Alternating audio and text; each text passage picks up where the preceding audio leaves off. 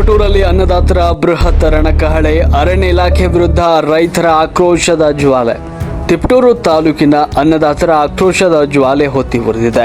ಪ್ರಾಣ ಬಿಟ್ಟೆವು, ಭೂಮಿ ಬಿಡೆವು ಎನ್ನುವ ಗಟ್ಟಿ ಘೋಷಣೆಗಳೊಂದಿಗೆ ಸಾವಿರಾರು ರೈತರು ಬೀದಿಗಿಳಿದು ತಾಲೂಕು ಆಡಳಿತ ಸೌಧಕ್ಕೆ ಮುತ್ತಿಗೆ ಹಾಕಿದ್ದಾರೆ. ತಲತಲಾಂತರದಿಂದ ನಂಬಿ ಬದುಕಿದ ಭೂಮಿಯಿಂದ ರೈತರನ್ನ ಒಕ್ಕಲೆಬ್ಬಿಸಲು ಮುಂದಾಗಿರುವ ಅರಣ್ಯ ಇಲಾಖೆ ಕ್ರಮದ ವಿರುದ್ಧ ಅನ್ನದಾತರು ತಿರುಗಿ ಬಿದ್ದಿದ್ದಾರೆ. ಈ ಕುರಿತು ನಮ್ಮ ಪ್ರತಿನಿಧಿಯಿಂದ ಒಂದು ವರದಿ ಇಲ್ಲಿದೆ ನೋಡಿ. ಹೌದು, ಇದು ತಿಪಟೂರು ತಾಲೂಕಿನಾದ್ಯಂತ ಕೇಳಿ ಬರ್ತಾ ಇರುವ ಅನ್ನದಾತರ ಆಕ್ರೋಶದ ನುಡಿಗಳು. ತಾಲೂಕಿನ ವಿವಿಧ ಗ್ರಾಮಗಳಲ್ಲಿ ಅರಣ್ಯ ಇಲಾಖೆಯು ರೈತರಿಗೆ ನೋಟಿಸ್ ನೀಡಿ ಒಕ್ಕಲೆಬ್ಬಿಸಲು ನಡೆಸ್ತಾ ಇರುವ ತಂತ್ರದ ವಿರುದ್ಧ ರೈತರು ಈಗ ರೊಚ್ಚಿಗೆದ್ದಿದ್ದಾರೆ. ಕರ್ನಾಟಕ ರಾಜ್ಯ ರೈತ ಸಂಘ ಹಾಗೂ ಹಸಿರು ಸೇನೆ, ಕರ್ನಾಟಕ ಪ್ರಾಂತ ರೈತ ಸಂಘ ಹಾಗೂ ಅಖಿಲ ಭಾರತ ರೈತ ಕೃಷಿ ಕಾರ್ಮಿಕರ ಸಂಘಟನೆಗಳ ನೇತೃತ್ವದಲ್ಲಿ ಬೃಹತ್ ಪ್ರತಿಭಟನೆ ಹಮ್ಮಿಕೊಳ್ಳಲಾಗಿತ್ತು. ಈರಲಗೆರೆ ಗ್ರಾಮದಿಂದ ಆರಂಭವಾದ ಪಾದಯಾತ್ರೆಯು ಚಿಕ್ಕನಾಯಕನಹಳ್ಳಿ ರಸ್ತೆ, ಅಣ್ಣೆಮಲ್ಲೇನಹಳ್ಳಿ, ಬಂಡೆಗೇಟ್, ಬೆನಾಯಂಕನ ಗೇಟ್ ಹಾಗೂ ಕಲ್ಲೇಗೌಡನಪಾಳ್ಯ ಮಾರ್ಗವಾಗಿ ಸುಮಾರು 15 ಕಿಲೋಮೀಟರ್ ಕ್ರಮಿಸಿ ತಿಪಟೂರು ನಗರವನ್ನು ತಲುಪಿತು.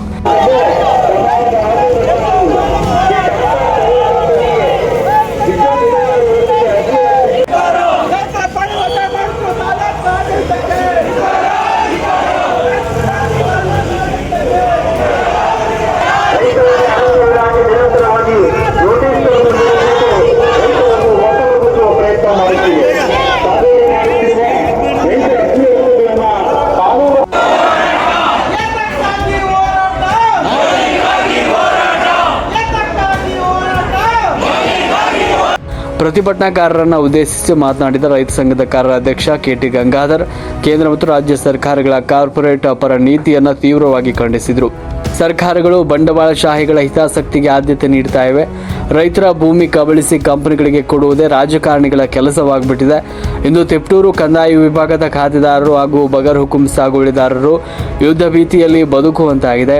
ಅರಣ್ಯ ಇಲಾಖೆ ನೋಟಿಸ್ ನೀಡ್ತಾ ಇರುವ ಕಿರುಕುಳಕ್ಕೆ ರೈತರು ಬಲಿಯಾಗಬಾರದು. ಸಂಘಟಿತ ಹೋರಾಟ ಅನಿವಾರ್ಯವಾಗಿದೆ ಅಂತ ಹೇಳಿದರು. ಇದೇ ವೇಳೆ ಪ್ರಾಂತ ರೈತ ಸಂಘದ ಅಧ್ಯಕ್ಷ ಚನ್ನಬಸವಣ್ಣ ಅವರು ಕೂಡ ಮಾತನಾಡಿದರು. ಇದು ಬೃಹತ್ ಪ್ರತಿಭಟನೆಯಲ್ಲಿ ಮುಖಂಡರಾದ ತಿಮ್ಲಾಪುರ ದೇವರಾಜ್, ರಂಗಪುರ ಲೋಕೇಶ್, ಬೈರನಾಯಕನಹಳ್ಳಿ ಸಿದ್ದಪ್ಪ, ಬೆಳವರ್ನಹಳ್ಳಿ ಮಲ್ಲಕ್ಕಣ್ಣ ಹಾಗೂ ಸೌಹಾರ್ದ ವೇದಿಕೆ, ಅಲ್ಲಾ ಬಕ್ಷು, ಬಗರ್ ಹುಕುಂ ಹೋರಾಟ ಸಮಿತಿ, ಬೆಲೆ ಕಾವಲು ಸಮಿತಿ ಮುಖಂಡರು ಸೇರಿದಂತೆ ಸಾವಿರಾರು ರೈತರು ಅತ್ಯಂತ ಉತ್ಸಾಹದಿಂದ ಒಂದು ಪ್ರತಿಭಟನೆಯಲ್ಲಿ ಪಾಲ್ಗೊಂಡಿದ್ದರು. ಭೂಮಿಯೇ ನಮ್ಮ ಉಸಿರು ಅಂತ ನಂಬಿರುವ ರೈತರನ್ನ ಒಕ್ಕಲೆಬ್ಬಿಸಲು ಈ ಪ್ರಯತ್ನಕ್ಕೆ ತಾಲೂಕು ಆಡಳಿತ ಮತ್ತು ಸರ್ಕಾರ ಯಾವ ರೀತಿ ಸ್ಪಂದಿಸಲಿದೆ ಅನ್ನೋದನ್ನ ಕಾದು ನೋಡಬೇಕಾಗಿದೆ. ವರದಿ ನಾಗರಾಜ್, ರಾಷ್ಟ್ರಕ್ರಾಂತಿ ನ್ಯೂಸ್, ತಿಪಟೂರು.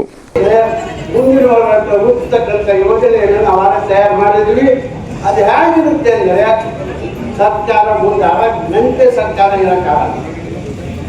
100% ನಾವು ತೀರ್ಮಾನ ಮಾಡಿದ್ದೀವಿ. ಗೊತ್ತು ನಮಗೆ ಪ್ರತಿನಿಧಿ ಸ್ವಾಮಿ, ದುರ್ಗಪ್ಪ, ಬಾಬಾಗೌಡ ಪಾಟೀಲ್, ಪುಟ್ಟಣ್ಣಯ್ಯ ಎಲ್ಲರೂ ಇವತ್ತು ನಮ್ಮ ಎದುರುಗಡೆ ಇಲ್ಲ. ನಾವಿದ್ದೀನಲ್ಲ, ನಾವು ಕೆಲಸ ಮಾಡಿದವರಲ್ಲ, ಜೈಲಿಗೆ ಹೋದವರಲ್ಲ, ನಮಗೆ ಗೊತ್ತಿದೆ ನಿಮ್ಮ ಯೋಗ್ಯತೆ ಏನು ಅಂತ. ಆದ್ದರಿಂದ ನೀವು ಗಟ್ಟಿ ಮನಸ್ಸು ಮಾಡಿ, ಯಾರಿಗೂ ಬೈಯೋದು ಬೇಡ, ನೀವು ಊಟ ಬಿಟ್ಟು ಉಪವಾಸ ಇರೋದು ಬೇಡ. ಎಲ್ಲ ನಿಮ್ಮ ಮನೆ ಬಾಗಿಲು ಬರುವಂಥ ಚಟುವಟಿಕೆನ ಹಳ್ಳಿ ಮಟ್ಟದಲ್ಲಿ ಹೋರಾಟ ಸಂಘಟನೆಯನ್ನು ಶುರು ಮಾಡಬೇಕು. ಯುವಕರು ತಯಾರಾಗ, ವಯಸ್ಸಾದ ಯಜಮಾನರುಗಳು ನಿಮ್ಮ ಮನೆ ಮಕ್ಕಳಿಗೆ ಹೇಳಿ, ತಯಾರಾಗಲ್ಲ, ನನ್ನ ಆಸ್ತಿ ಬೇಕು ಅನ್ನೋದು ತಯಾರಾಗ ಮಗನೇ. ಬರುತ್ತೆ ಯಾವಾಗ ಯುವ ಜನಾಂಗ ಅಹಿಂಸಾತ್ಮಕ ಹೋರಾಟಕ್ಕೆ ಬರುತ್ತೋ ಡೆಮಾಕ್ರಸಿ ಇಂಪ್ರೂವ್ ಆಗ್ತಾ ಹೋಗುತ್ತೆ. ಯಾಕೆ ಮುಂದಿನ ವೋಟರ್ ಅವನೇ, ಮುಂದಿನ ಅವನ ಪೀಳಿಗೆ ಅವನಿಗೆ ಆಸ್ತಿ ಬೇಕಾಗಿರೋದು. ಅವನಿಗೆ ಕಷ್ಟಪಟ್ಟು ಆಸ್ತಿ ಸಂಪಾದನೆ ಮಾಡಿದ್ರೆ ನಮ್ಮ ಅಪ್ಪ ಅಂತ ಅವನಿಗೆ ಗೊತ್ತಾಗಬೇಕು ಬೇಡ. ಇದು ನಮ್ಮಲ್ಲಿರ್ತಕ್ಕಂಥ ದೋಷಗಳು. ನಮ್ಮ ಮಕ್ಕಳಿಗೆ, ನಮ್ಮ ಒಳತಿಯರಿಗೆ ನಾವು ಹೇಳೋಣ. ಅದು ಬಹಳ ಒಳ್ಳೆ ನಾಟಕಗಳು ಕೊಡ್ತಾವೆ ನಾಳೆ. ಅಂದ್ರೆ ನಾವಿರೋದು ಇವ್ರಿಗೆ ತಿನ್ನಕ್ಕೆ ಏನು ಅನ್ಬೇಕು, ಬಾಯಿ ಬಿಟ್ಟು ಬೆಳೆಯಕ್ಕಿರೋರೆ ಹೊರತು ನೀವೆಂಟು ಮಕ್ಕಳು ಸಾಕಲ್ಲ. ಅರ್ಥಾತ್ ನಾವೆಲ್ಲ ಯಾಕೆ ಕಮ್ಮಿಯಲ್ಲಿ ಅಂದರೆ ಇವ್ರಿಗೆ ಯೋಗ್ಯವಾದಂಥ ಆಹಾರವನ್ನು ಬೆಳೆದು ಅವ್ರ ಹೆಂಡತಿ ಮಕ್ಕಳು, ಅವ್ರ ಮಕ್ಕಳು IAS ಆಗ್ತಾರೆ. ನಮ್ಮ ಮಕ್ಕಳು ಕುರಿ ಕಾಯ್ಕೊಂಡು, ಹಾಲು ಕಾಯ್ಕೊಂಡು, ಕುಳ್ಳ ಪಳ್ಳ ಹಾಸ್ಕೊಂಡು, ವಿಜಯ ಮಾಡ್ಕೊಂಡು, ಚಳವಳಿ ಮಾಡ್ಕೊಂಡು ಬೇಗ ಹೋಗ್ತಾ ಇರೋದು. ಎಷ್ಟು ವರ್ಷ ಇವ್ರು ಎಷ್ಟು ವರ್ಷ ಮಾಡ್ತೀವಿ? ಬಿಡಿ ಸಾಕಿನ ಹಳ್ಳಿ ಒಳಗೆ ಬನ್ನಿ ಹೇಳಿ, ಅಕ್ಷರ ಬಾಗಿಲಲ್ಲಿ ದೇವಸ್ಥಾನ ಬಾಗಿಲನ್ನು ಸರಿಯಾದ ಬನ್ನಿ ಹೇಳಿ, ಅನುಮತಿ ತಗೊಂಡು ಒಳಗೆ ಬರ್ಬೇಕು ಮಗನೇ, ಈ ಕೆಲಸ ಮಾಡಿ ಒಳಗೆ ಬರ್ತೀಯಾ ಬಾ. ನಮ್ಮ ಜಾತಿಯವನು ಗೀತಿಯವನು ಅಂತ ಹೋಗ್ಲಿ, ಜಾತಿಯವನೇ ಮುಳ್ಳು. ಜಾತಿ ಪಕ್ಷ ಖಂಡ ದುಡ್ಡು ಖಂಡ ಇಂಥವನ್ನ ಬಿಡದೆ ಹೋದ್ರೆ ನಿಮ್ಗೆ ಯಾರು ಭೂಮಿ ಕೊಡಲ್ಲ. ಹೇಳ್ತೀರಾ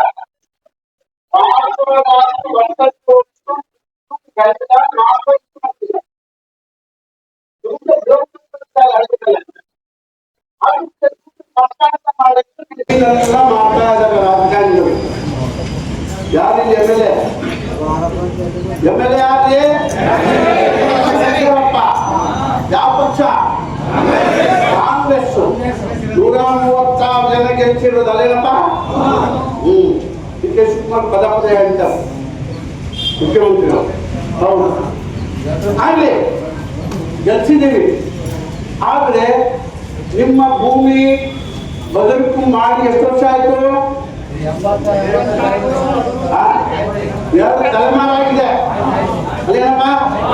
ಸರ್ವೆ ನಂಬರ್ ಎಷ್ಟು? 114 ಸಾಗಿ ಅಲ್ಲ ಅಲ್ಲೇನ್ರಯ್ಯ. ಒಬ್ಬೊಬ್ರು ನೀವು ಎಷ್ಟು ಸಾಗುವಳಿ ಮಾಡಿದಿರಪ್ಪ?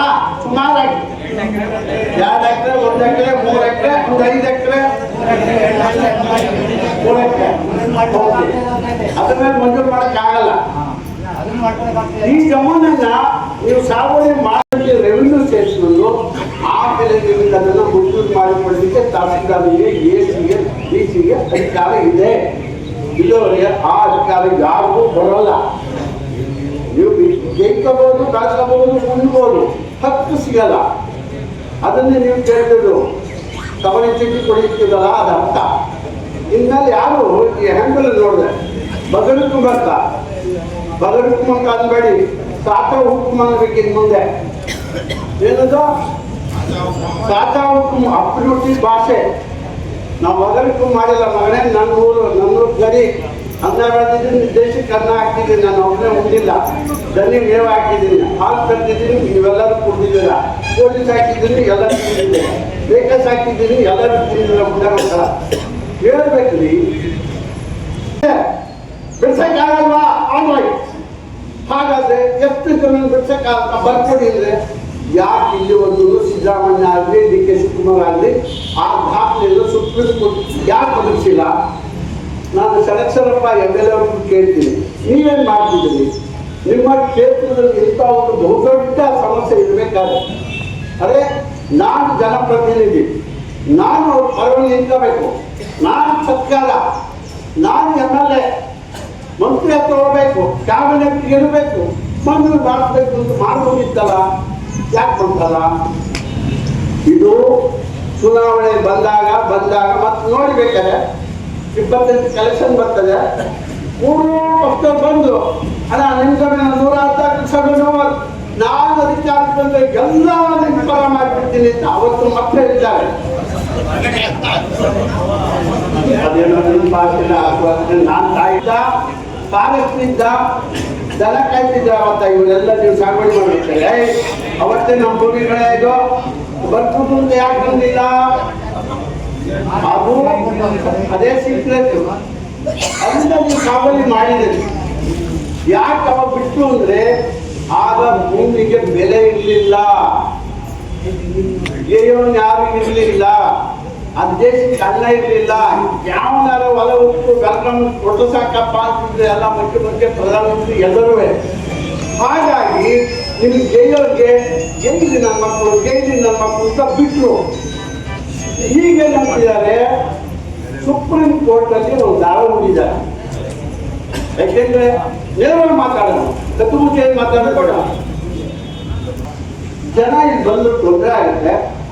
ಅದರಲ್ಲಿ ಪೆಟ್ರೋಲ್ ಡೀಸೆಲ್ ಇರ್ತದೆ, ಅಪಾಯ. ಇಲ್ಲಿಂದ ತಿರುವು ಮಾಡಿಸಬೇಕು ಸಾಮಾಜಿಕ ತಿಳುವಳಿಕೆ ಇವ್ರಿಗೆ ಇಲ್ಲ ಅಂದ್ರೆ ಅಸಮರ್ಥರಲ್ಲ. ಈ ರೈತರಿಗೆ ಇದ್ದಿದ್ದೆ ಯಾವ ಸಾಯ್ತಾನೆ ಸಾಯ್ದಿ ನನ್ನ ಮಕ್ಕಳು ಅಂತ. ಅದೇ ರೈತರಿಗೆ ಯಾವ ಪರಿಭಾವಿತ ಅರಣ್ಯ ಅಂದ್ರೆ ಅರಣ್ಯದಲ್ಲಿ ಕಾಡು ತೆಗೆದು ಅಂತ ಮರಗಿಡ ಇರಲ್ಲ ಅದರಲ್ಲಿ. ಅದು ಎಲ್ಲ ಭೂಮಿಯನ್ನ ಅರಣ್ಯ ಇಲಾಖೆಗೆ ವರ್ಗಾಯಿಸಿಬಿಟ್ರು ಆ ಕಾಲದಲ್ಲಿ. ಆಗಲೇ ಕೊಡಬಾರ್ದಿತ್ತು. ಈಗ ಅವರು ನಮ್ಮ ಭೂಮಿ ನಾವು ಬಿಡಕ್ಕಾಗಲ್ಲ ಅಂತ. ಆದರೆ ಸಾಗುವಳಿ ಮಾಡಿದವರು ಸರ್ಕಾರ 3 ಸಾರಿ ಕ್ಯಾಬಿನೆಟ್ನಲ್ಲಿ 1 ಎಕರೆ, 2 ಎಕರೆ, 3 ಎಕರೆ, 5 ಎಕರೆ ಒಳಗಡೆ ಯಾರು ಸಾಗುವಳಿ ಮಾಡಿದರೋ ಅವ್ರನ್ನ ವಾಸ್ತವಿಸಬಾರ್ದು ಅಂತ ಕ್ಯಾಬಿನೆಟ್ ಡಿಸಿಷನ್ ಆಗಿದೆ. ಜಾಸ್ತಿ ಮಾತಾಡೋಣ. ರಾಜ್ಯ ರೈತ ಹೋರಾಟಕ್ಕೆ ಡಿ ಕೆ ಶಿವಕುಮಾರ್ ಕೇಳಿಲ್ಲ, ಮೋದಿ ಅವರು ಕೇಳಿಲ್ಲ. ಹೋರಾಟಕ್ಕೆ ನನ್ನ ನಾಲ್ಗೆ ಆಪರೇಷನ್ ಆಗಿದೆ, ನಾನು ಕೂಗ್ತೀನಿ, ನಿಮ್ ಧ್ವನಿ ಇನ್ನೂ ಬರ್ತಾ ಇಲ್ಲ. ಅವರಾಗಿ ಹಿಂದುಳಿದ ಭಗವತ್ ಅಲ್ವಾ ಅವರು? ಈ ಘೋಷವಾಕ್ಯದ ಜೊತೆಗೆ ನಾವು ಇಲ್ಲಿಗೆರೆ ಗ್ರಾಮದಿಂದ ಐತಿಹಾಸಿಕ ವಾಪಸ್ ತಕ್ಕಬೇಕು. ದೇಶದ ಆಟನ್ನ ವಾಪಸ್ ತಕ್ಕಬೇಕು. ಗಂಭೀರವಾದ ಸಮಸ್ಯೆ ಇದೆ. ಮಕ್ಕಳಿಗೆ ಬರ್ತಾರ ಇದು. ಅದರಿಂದ ರೈತ ಯಾರು ಬಂದಿದ್ದು ರೈತರಲ್ಲಿ ನಿಂತ್ಕೊಳ್ಳಿ. ರೈತರು ಹೋಗಿ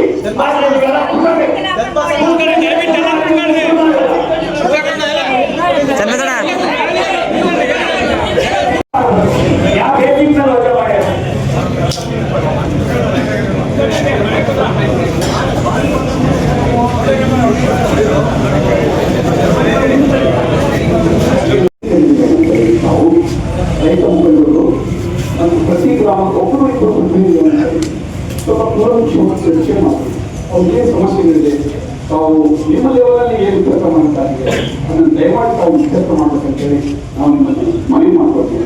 ದಯವಿಟ್ಟು ಈ ಬಗ್ಗೆ ತಾವು ಏನಾದರೂ ಹೇಳ್ತಾರೆ.